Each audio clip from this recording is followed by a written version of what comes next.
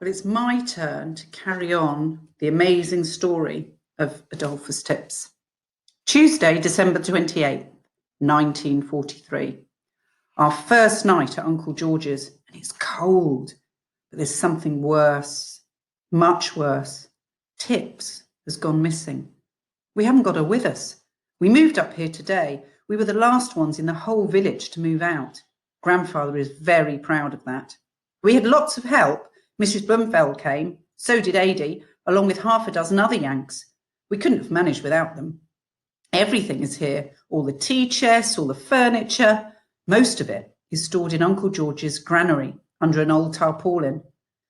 But the cows are still back home on the farm. We're going to go back for them tomorrow. Grandfather said we'd have to drive them up the lane. Uncle George has made that room here for all of us. He's very kind, I suppose, but he does talk to himself too much, and he grunts and wheezes a lot. When he blows his nose, it sounds like a foghorn. He's very dirty and scruffy and untidy, which Mum doesn't like. And I think he's a bit proud too. I was only trying to be polite because Mum said I should be when I asked him which chair was his before I sat down. Uncle George said, "Them all my chairs, Lil." I wish he wouldn't call me Lil. Only Mum and Dad call me that. He was laughing as he said it, but he meant it. I know he did. I think it's because he's Mum's eldest brother that he's a bit bossy with us. He keeps saying Dad shouldn't have gone off to the war and left her on her own. That's what I think too. But I don't like it when Uncle George says it. Anyway, she's not on her own. She's got Grandfather. She's got me. Mum says I have to be very patient with him because he's a bachelor, which means he's lived on his own all of his life, which is why he's untidy and doesn't know how to get on with people very well. I'll try, but it's not going to be very easy. And what's more, he looks a bit like a scarecrow, except when in his Home Guard uniform. When he's in his uniform, he looks very pleased with himself. Grandfather says he doesn't do much in the Home Guard. He just sits up in the lookout post on the top of the hill. They're supposed to be looking for enemy ships and planes, but Grandfather says they just have a good old natter and a smoke. I miss my room at home already. My bedroom here is not just cold, it's really small and a bit like a cupboard. A cupboard I have to share with Mum. Barry's in with Grandfather. It's the only way to fit us all in. Mum and me have to share a bed too, but I don't mind that. We'll cuddle up. She keeps me warm. I haven't got a table, so I'm writing this sitting up in bed with my diary on my knees. Oh, I wish Tips was here. I miss her, and I'm really worried about her. She ran off when everyone came to the house to carry the furniture out. I called and called, but she didn't come. I'm trying my best not to be worried. Mum says she's just gone off on her wanders and that she'll come back when the house is quiet again. She's sure she'll be there when we go and fetch the animals tomorrow. She keeps saying there are still 3 days to go before they close the farm off. But I can't stop thinking that after that, we won't be allowed back for 6 months or even more. What if Tips isn't there tomorrow? What if we can't find her? Barry's happier than ever because he's got 2 farmers to work with now and 2 tractors. But what's more surprising is that Grandfather is happy too. I thought he was going to be very sad when we left home. I was there when he locked the door and slipped the key into his waistcoat pocket. He stood looking up at the house for some moments. He even tried to smile, but he never said anything. He just took my hand and Barry's, and we all walked off without even looking back. He made himself at home in Uncle George's kitchen straight away. He got his feet up in the oven already, which you can see Uncle George doesn't like. But Grandfather is much older than he is, so Uncle George will just have to put up with it, won't he?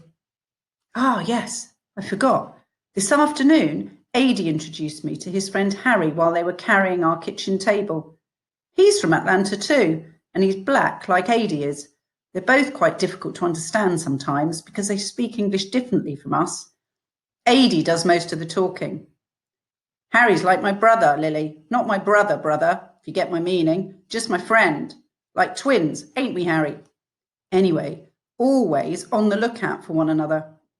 Harry and me, we growed up together. Same street, same town. We were born on the same day, too. 25th November. Both of us is 18.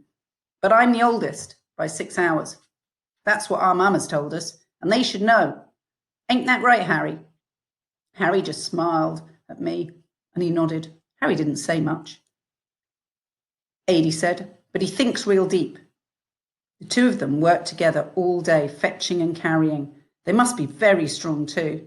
They picked up grandfather's dresser all by themselves. No huffing, no puffing. They just picked it up as if it was light as a feather.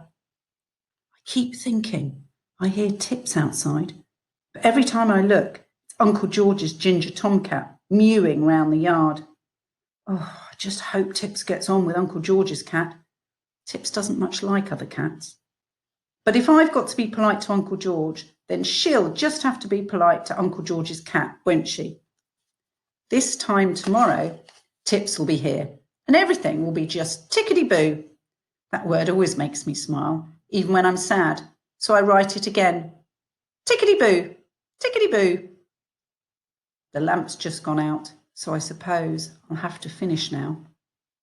Thursday, December 30th, 1943. I still can't find Tips. I've been looking for her all day today, and all yesterday too. I looked in every barn, every shed. Grandfather opened up the house again for me, and I went into every room, up into the attic too. I looked in all the cupboards, just in case she got herself shut in by mistake. Grandfather even climbed up a ladder to look on the roof valleys. I wandered the fields, tapping her bowl with a spoon, calling and calling, and then listening for her. All I could hear were crowing crows and the sound of the wind in the trees and the rumble of a tractor engine in the distance. Once they'd driven the cows and sheep up the lane to Uncle George's, everyone came back to help me. Mrs. Blumfeld went off in search of the village, and she was on her bike with Barry on the back. They didn't find Tips, but they did find lots of Yanks. They were all over the place, they said, in lorries and jeeps, and some of them even in tanks. Mum says I'm not to worry, Grandfather, and he says that cats can have 9 lives and that Tips will turn up, as she always does. And it's true, she always has. But I do worry. I can't think about anything else now except Tips. She's out there somewhere in the night, cold and wet, hungry and lost. And I've only got one more day to find her before they close off the farm. I'm going to get up early tomorrow. Barry says he'll come with me. We're going to look and look and look until we find her. That's what he says. I'm not coming back to Uncle George's until I do. Our farm looked strange when I went back today. So empty and silent. A phantom farm. A house full of ghosts. Be there tomorrow, Tips. Please be there. It's your last chance. Friday, December 31st, 1943. I never want to live another day like this. I think I knew right from the start we wouldn't find her. There were too many people out looking. I knew they would only frighten her away if they did. And if it had just been Barry and me and Mum and Grandfather, maybe we would have found her. Tips knows us. It wasn't her fault. Mrs. Bloomfield was only trying to be helpful, but she'd gone and told everyone how Tips was lost, and she'd brought practically the whole village along with her. She was there at dawn organising the search. The Yanks came too, dozens of them. Adie and Harry telling them all the places they had to look. They combed the whole farm, every barn, every feed bin, every corner of every field, all along the stream. They went searching down in the Bluebell Wood, down in the disused quarry, and I went with them, trying to tell them all the time to go more quietly, just look, not to call out. But it was no use. I could hear them all over the farm, banging tins, trying to call, trying to sweeten Tips in. All morning long it had drizzled, and in the afternoon a sea mist came rolling in over the fields, and covered the whole farm in a thick fog, so you couldn't see further than a few feet in front of you. There was no point in even looking anymore. We listened instead, but there was nothing to hear. Even the crows were silent. I think I've been crying off and on all day as the hours passed and hope faded. Barry kept on telling me he was sure we'd find us sooner or later, and in the end I got cross and shouted at him, which I shouldn't have done. He was only trying to cheer me up, trying to be nice. That's the trouble with him. He's always trying to be nice. Uncle George just said that the cat's a cat, and there are other cats that I can have, which didn't exactly help. It was nearly dark when one of the Yanks with the upside-down stripes on his arm said he was sorry, but they had orders to close the place off now, so we had to leave. Adi came up and gave me some chocolate. Hershey bar, he said. It'll make you feel better. And don't you worry none, Lily. I ain't making no promises, but if that old cat's still living out there, we're going to find her. And one way or the other, you can be real sure of that. So don't you worry none. You hear? They closed the barbed wire behind us, and then cutting us off from our home and from Tips, I promised myself as I watched them that I'd go back and find her. And I will too. I will. I gave Barry half my Hershey bar to make up for being so mean to him, and we ate it before we got back to Uncle George's. Eddie was right. It did make me feel better. But I think that was more because I gave half of it to Barry. I'm coughing a lot and I'm feeling hot and sweaty all over. I have been ever since we got back. Mum says I've caught a chill and that I have to stay in bed tomorrow, else it will get on my chest. I hated today, every horrible minute of it, except for AD and the Hershey bar. The only hope I've got left is that maybe, just maybe, AD and Harry might still find Tips. I've got this feeling they might. I don't know why. One thing's for sure, though.